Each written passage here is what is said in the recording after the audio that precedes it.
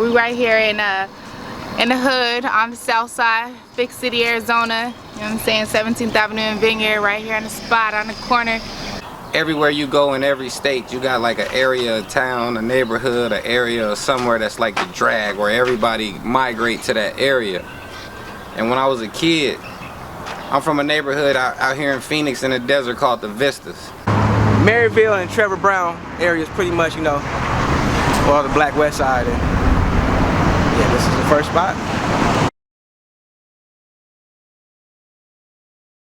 When it comes to people, we short on people, but it really don't, it's really not about the numbers, it's about the impact, you know, like the people who live here are just so conditioned. It's amazing to me. Like, if the people here got a chance to travel and see other places and get to experience what people that look like them is doing in other places, then maybe they would take a little bit more pride in what they're doing here. But I grew up on the north side, and then I came over here when I was like junior high and high school after I came back from Cali. And this is when I actually seen what black was like, you know, what it was like. Driving by and you got loud music, and you go to another corner, people selling dope on the corner, you know, you got people, you got homeless people, you know, and then you go to another side of the city and it's nice ass houses, lawyers and all that stuff, something that we over here striving to be, you know. So it's cool. It's just life in general. Everybody got a life to live. It's up to us what we want to do with it. Back in the early 2000s and 98, so everybody who used to come to Arizona, because a lot of people weren't originally from here, with me right here at this landmark, and all blacks, we used to be us right here, you know, Benzes, Cadillac trucks, you know, candy paint. Niggas used to shoot gambling shack right here. We used to sit right here. A lot of things used to come through. You know, a lot of big business, street business around here. You know, you hear it all in the South and everything. You hear Jeezy rap about it, about the packs and the mid. Well, this is where that shit came from. Yeah, I heard about like Arizona and shit. Oh yeah, for sure. You know what I'm saying? Yeah, it's nothing but, you know what I'm saying, this is straight Bell City for real. It was the first one, 2 hours away from the border. The essays used to come, you know what I'm saying, like I'm telling you, from two hours down the road, and 67, 51st, all through here, you know, this is, you know, Mexican territory pretty much. And, we used to get along because, you know, we get money together, I used to get money together, and we used to go through here.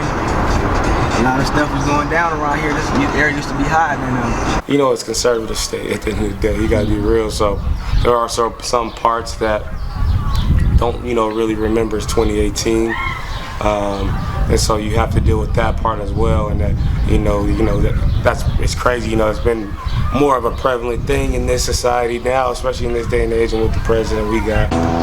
You know, that's why, you know, Jericho Powers and, you know, hot water right now, because they really harass people on the daily. It's not even just criminals, it's the whole society. It's just the whole, like, lay folks, you know what I'm saying, coming home from work. Like, that's how they get their income, that's how they get their revenue, because there's not enough attraction. It's really nothing, like, no more. It's just done, it's flat. Like, there's no more streets anymore, it's done. You know, it's done deal. Like, there's no more streets. Like, you know, you hear about the gun violence, you hear about the bad things about the community, you hear about the bad things about the people in the community, but we don't hear about the good things in the community so much.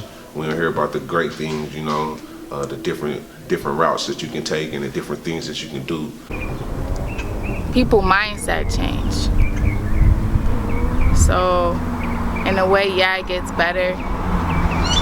It's been better, you know, but people's mind state changes, and they have a different outlook on life, especially when they constantly being sent to prison. With how to diversify their mind and think different. Just like I told one of my brothers the other day, like, bro, you niggas that put y'all money together to buy a bird, like 4 people will put their money together and come up with $26,000 to buy a bird. But if them same 4 people put their money together and bought a $23,000 duplex or a $23,000 house, put another 1,000 or 2 into the work, and then flip, sell, rent out, whatever, you making money forever. So when Obama got in office, we got poor. You know, a lot of people be mad about, you know, certain presidents in office, but honestly, when them old dudes with white gray hair, man, there was way more money in the streets. So there's way more money, you know, circulating around. So I don't know, but I know after that party turned into this. So, you know, there is no black-owned businesses no more. The Hispanics is coming here showing us how we really supposed to be setting up a community. You know, if you can't be self-sufficient and feed, clothe, shelter, educate, employ your own people, you really just, you know, you're really just playing. They definitely get more benefits, and out here, they're really stripping culture away. Like, you know, everything black, it be here for 2 years at the max, and they're taking it away as far as law enforcement or whatever the case may be, and for any reason. And it's just rough. It's definitely worth being black out here if there's only about 5% of you, you know what I'm saying, 6%. I wouldn't gentrify the inner city, but I would rebuild it. You know, there's a lot of people talking about they're rebuilding it, but they're rebuilding it and raising the prices, you know what I'm saying? Or your buildings are covering a certain amount of, you know, of land that people used to live on, you know what I'm saying? So they had to get pushed out, and you push them to these little small spots. There's a lot of opportunity out here. Well, I know for a fact because I'm a felon, you know, at first it took me like a while. It took me like a while to like find somewhere where they accepted a felon or they didn't judge me or whatever.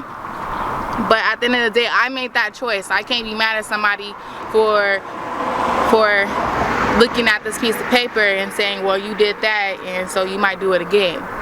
So what I had to do is I had to prove myself, my track record. To me, in my opinion, of a community, you have to have ownership. You have to have stores. You have to have barbershops, restaurants. You have to have just all of the things that operate a community, you know, and we don't have none of that. Okay, yeah, so we at Mividz Studio, you know, black-owned studio, and it just recently opened about a couple months ago. Nice upscale studio, so we're gonna go in there and meet the owner. We have 18,000 square feet of it right now, used for recording studios, dance studios, television shows, photography, videography. We've got huge white screens, green screens, any type of major production or anything that you can think of in the media world, we can do it. Like, we give up our decision making. We give up our, you know, our rights without even knowing. We give up our everything. We give up our soul just to fit in, just to do what's being done, you know what I'm saying? Instead of doing something different and creating, you know, we're taught to be the same and conform instead of transform. This room right here is our photographer's room. There's going to be a bunch of computers all the way around here where they can do their editing, they do their consultations for photo shoots, video shoots, all that stuff like that, and all the furniture is going to be just ordering a bunch of it. So it's just kind of this little lounge, whatever. We have people just come and hang out in here. But we'll have a 65-inch TV here. This room has its own lighting that you can adjust the temperature if you want something more cool, or if you want something more warm, or both. You've got your own air conditioning unit here that we have a Savant system. The Savant system is a speaker system spread out every 15 feet throughout the whole facility. Black faces who work in some of these positions, which is cool, and I give a lot of people credit, you know, grind, get it how you can get it. But as far as like community, man, like I'm really from here. I was born in '77. From here, man. From the county hospital to the Cofell projects, you know what I'm saying, to the vistas, you know, and I just haven't seen too much black excellence. There are black excellent black people here though, you know. There's just no culture of black excellence. It's going to be our sales team. We got a bunch of computers going in there. It'll be kind of like our mini call center, per se, driving traffic to the facility. This room right here will be our radio station. We'll have all the microphones drilled into the desk, door, and a window. This room here is our editing / everything room at the moment. Until everything gets finished, we kind of do all our meetings and everything in here. But this is hard to be black, and own a business out here, you know, the longest it goes is 2 years, or like I said, they used to just come here, you know, bother people for a little bit, but not to saying they was all the way right, but you know what I'm saying. So after a while, they just started to shut things down, and they couldn't just afford to, you know what I mean, to be here anymore, I guess, and you know, things happen, and you know, blacks, you know what I mean, or they not around, you know what I mean. So here we are, but there was a lot of, you know, there was a lot of successful blacks out here at a point in period of time. One of our recording studios. This is Jack Lennon and the Notorious over here. Andre. Here's the booth. So what was wrong with this one? One of our sponsors is Chaotica.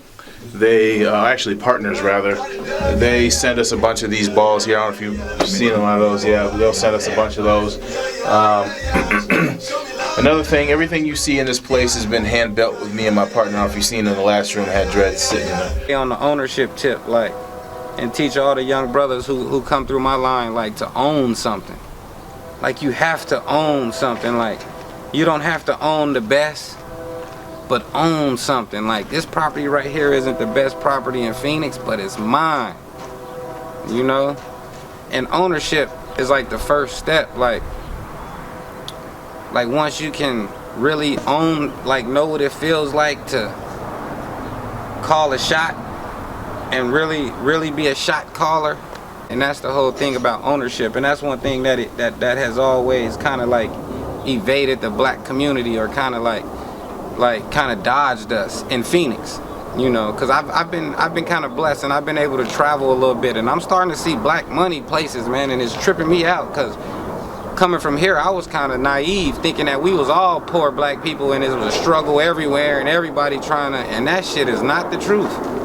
We've got one of the sets for the TV shows that we do called Mividz, My Independent Videos, where we showcase independent artists, similar to 106 and Park, but we do a little mixture of like Wildin' Out, 106, and the Chappelle Show. So we do skits and all kinds of other things like that. There'll be big LED panels up and 150-inch TV here, and the special guests go around the back and they come out here onto the set. Our live audience will be over here. We can fit up to 100 or 80 to 100 people. Our performance stage, which is under construction at the moment, but obviously you see our white screen for photography, videography, whatever it is that you want to do on white screen. It's 16 feet tall, 35 feet wide, and 15 feet deep. We'll have an identical screen that'll be green on this side for more movie production. It's up to us to know that we can break all of the things that we think that's against us, you know, because it's just all mental. And we are the creators of the computer. We the creators of the system. You know what I mean? So how can we let somebody else or another force take control of us when we are the creators? We should just, you know, find that balance within ourselves and within our community to make these things happen, because everything is not so good and everything ain't all bad either.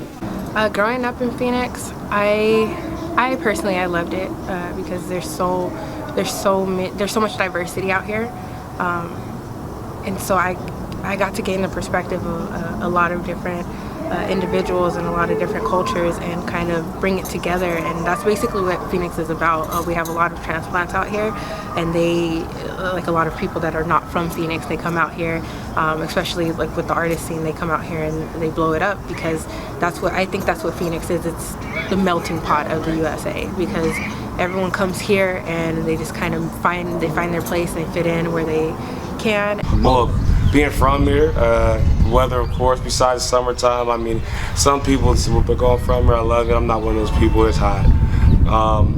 You know, just being able to, cost of living, just being able to you know, build, you know, your family, your lifestyle, at the same time being able to have enough to pursue a dream. You know, a lot of I tried to do it in San Diego, that was almost impossible. So it's nice to be able to just kick back. There's really no pressure on you when you're here. The food is good. We got a lot of them same good restaurants. A lot of people have them with a hole in the walls. And they're just like a family, you know, especially in the West, it's real family oriented, real laid back. So that's what I enjoy, just that laid back vibe. There's a lot of positive people out here. It's mixed. The culture is mixed. You know, you got white, Asian, you got Filipino, you got Mexican, because we're really close to the border. You know, like this is probably a Mexican, somebody's house right here, you know? And so like, overall, it's a nice place. It is a nice place, but when you come to certain areas, just like any other state, you got politics, you know what I'm saying? And so as black people, we out here really trying to make it. You know, we're really trying to make it, and the way we trying to make it is through music. I had a dream about last night. I had a vision. I saw a sight. It was you, it was me. We went up and love came down. And then I opened my eyes, girl. I had a dream about last night. I had a vision. I saw a sight. We come from the hood, but we living good. I'm grateful. I'm grateful. My family is loyal. We come from the soil. I'm grateful. I'm grateful. Ain't trying to go get it. We already got it. I'm grateful. I'm grateful. All these deposits we dropped out of college. I'm grateful. I'm grateful. I come from the hood, but we living good. I'm grateful. I'm grateful. Doing what they love instead of having to stay behind a desk and be miserable their whole life. These are the people that I feel like music is one of the greatest healing tools that we have possible. And our artists, they have to be well, and they have to really be able to fully commit to the art that they're creating, and in order for it to heal other people.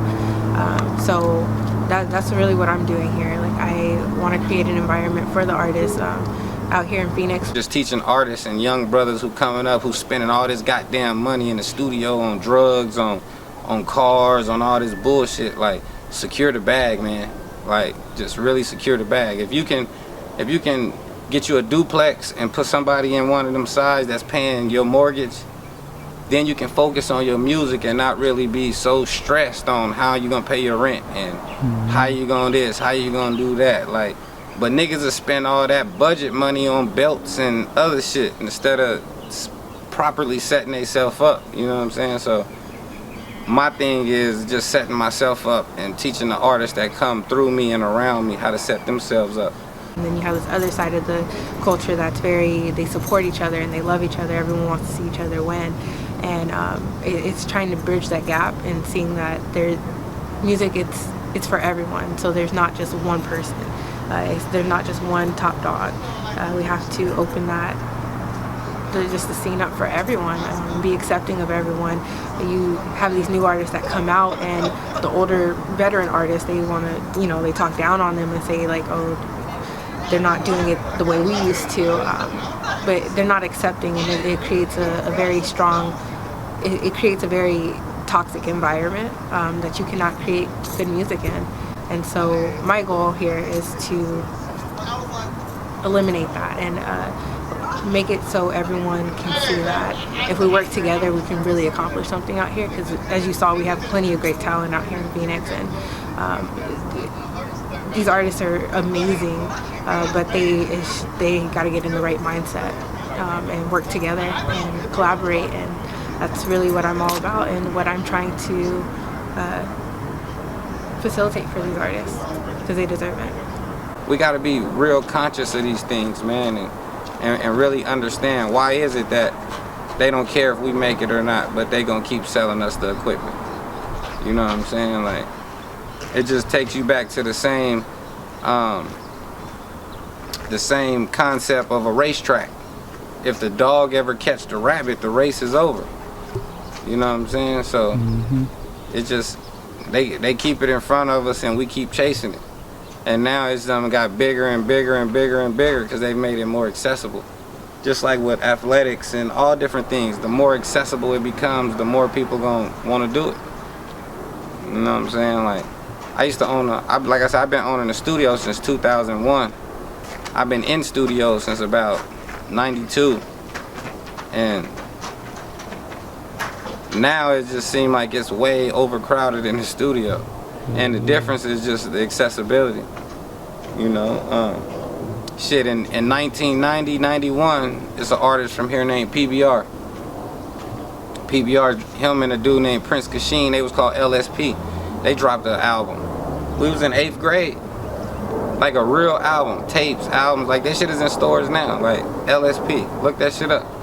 like we was street teaming, banging this shit out like in the 8th grade. So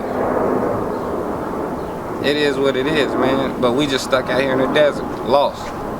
You know, it's more than just being an athlete. It's more than just being a rapper. We can do a lot of other different things as well. We're capable of doing a lot of other monumental things. We standing in a monumental place right now. You know, the George Carver Washington Museum, Phoenix, Arizona right now. So it's definitely history in the making. So this one we gonna need a little hand clap. Just a little bit. Right here, just like this. Hey, I'm talking to you, bro. I know y'all. I can point y'all out. Need a little. Hey. Go ahead, you gotta sing to him. I had a dream about last night. I had a vision. I saw a sight. It was you. It was me. We went up and love came down. And then I opened my eyes, girl. So we all come from different places, and it's all bringing light to all nations. And so, you know, you feel me? That's what it is. This light, this night light, motherfucker. No, yeah, because that's what we are. So the Shinobi Clan, like you said, we carry light through all nations, man. Like, we have a deeper meaning, and that's where Shinobi came from, kind of, because we actually fully, not even kind of, we just all are very different and unique, you know, and we understand that it's more to life. Our music is live music. You know what I mean? Like it's you gotta step up. Like you gotta. As far as genre, yeah, we gotta not be laid back so much and be like rock. You just gotta rock out sometimes. Like sometimes you've been having a long day. You just need to be like, I just need an uplift, something to lift me up. So there's all sorts of things that go into it: jazz, R&B, hip hop, alternative, indie. Gospel. There's all sorts of different kind of music, and that's where it comes from. Bringing light to all nations. There's all different kinds of music, bundled up in one.